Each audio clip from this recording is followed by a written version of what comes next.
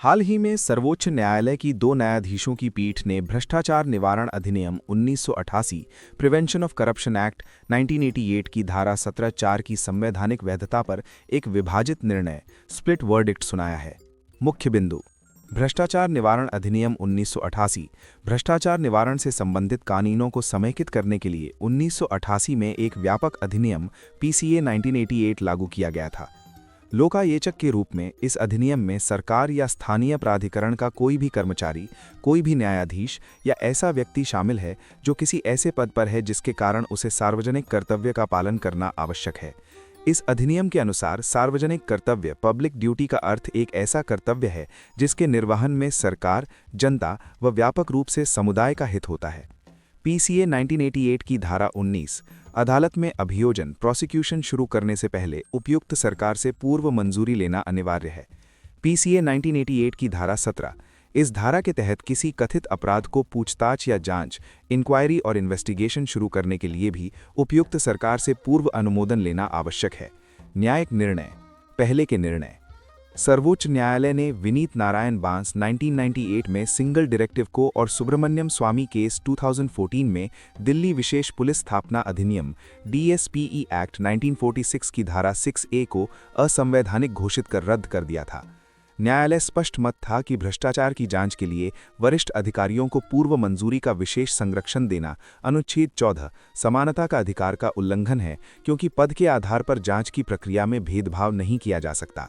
वर्तमान निर्णय: centre for public interest litigation CIPL बनाम भारत संघ मामले में भ्रष्टाचार निवारण अधिनियम 1988 की धारा 17A की संवैधानिक वैधता, लोक सेवकों के विरुद्ध जांच शुरू करने से पहले पूर्व अनुमोदन की आवश्यकता की जांच के संबंध में सर्वोच्च न्यायालय की दो न्यायाधीशों की सांड पीठ ने विभाजित निर्णय स्प्लिट वर्डिक्ट दिया है और अब इस मामले को विस्तृत सुनवाई के लिए उच्च पीठ बड़ी बेंच को भेज दिया गया है। न्यायमूर्ति KV विश्वनाथन, उन्होंने पूर्व अनुमोदन की आवश्यकता को आवश्यक माना है। यदि ऐसी सुरक्षा उपलब्ध नहीं हुई तो नौकरशाही में प्ले इट सेफ सिंड्रोम यानी जोखिम न लेने की प्रवृत्ति पैदा हो सकती है। उन्होंने इसे इस शर्त पर स्वीकार किया है कि धारा 17A की संवैधानिक वैधता को तभी स्वीकार किया जाए जब अनुमोदन सरकार के स्थान पर एक स्वतंत्र एजेंसी द्वारा दिया जाए। उन्होंने धारा 17A को लोकपाल और लोकायुक्त अधिनियम 2013 के साथ जोड़कर पढ़ने का सुझाव दिया। ये अनुमोदन उपयुक्त सरकार द्वारा दिया जाना चाहिए, लेकिन ये लोकपाल केंद्र के लिए और लोकायुक्त राज्यों के लिए दी गई बाध्यकारी राय बाइंडिंग ओपिनियन पर आधारित होना चाहिए। न्यायमूर्ति VV नागरत्ना, उन्होंने धारा 17A को असंवैधानिक माना और इसे पुरानी शराब नई बोतल कहा, जिसे अदालत ने पिछले मामलों में पहले ही रद्द कर दिया था। अनुच्छेद 14 ये मांग करता है कि किसी भी वर्गीकरण का आधार बोधगम्य अंतर इंटेलिजिबल डिफरेंशिया होना चाहिए और उसका विभाषी लक्ष्य के साथ संबंध रैशनल नेक्सस होना अनिवार्य है। चूंकि धारा 17A इन दोनों ही संवैधानिक पैमानों पर खरी नहीं उतरती, इसलिए ये असंवैधानिक है। उनका तर्क था कि ईमानदार अधिकारियों के लिए धारा 19 पीसीए के तहत अदालत में अभियोजन से पहले सरकार से पूर्व मंजूरी के रूप में पर्याप्त सुरक्षा पहले से ही उपलब्ध है। पूर्व स्वीकृति से संबंधित चुनौतियां: जांच में विलंब और कार्यकारी हस्तक्षेप।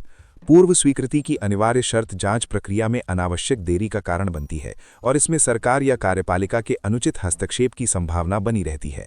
लेक्ट सिलिंडैन: कानूनी प्रभावशीलता में कमी। जवाबदेही तय करने में होने वाली देरी के कारण भ्रष्टाचार विरोधी कानूनों का निवारक प्रभाव कमजोर हो जाता है, जिससे अपराधियों में कानून का डर कम होता है। शक्तिशाली अधिकारियों को अनुचित संरक्षण। इस प्रावधान के दुरुपयोग से प्रभावशाली और उच्च पदस्थ अधिकारियों को जांच से बचने का एक सुरक्षा कवच मिल जाने का खतरा रहता है, जो समानता के सिद्धांत के विरुद्ध है। जांच एजेंसियों की स्वायत्तता पर प्रहार। अनुमोदन की आवश्यकता जांच एजेंसियों की कार्यात्मक स्वायत्तता को बाधित करती है। सुझाव: मामलों का तेजी से निपटारा किया जाना चाहिए और दोषी लोक सेवकों को तत्काल सजा मिलनी चाहिए, जो भ्रष्टाचार के विरुद्ध एक निवारक के रूप में कार्य करेगा। झूठी और दुर्भावनापूर्ण शिकायतों पर जुर्माना या दंड लगाने से आयतन और परेशान करने वाले वेक्सेशियस आरोप लगाने वालों पर प्रभावी रोक लगेगी।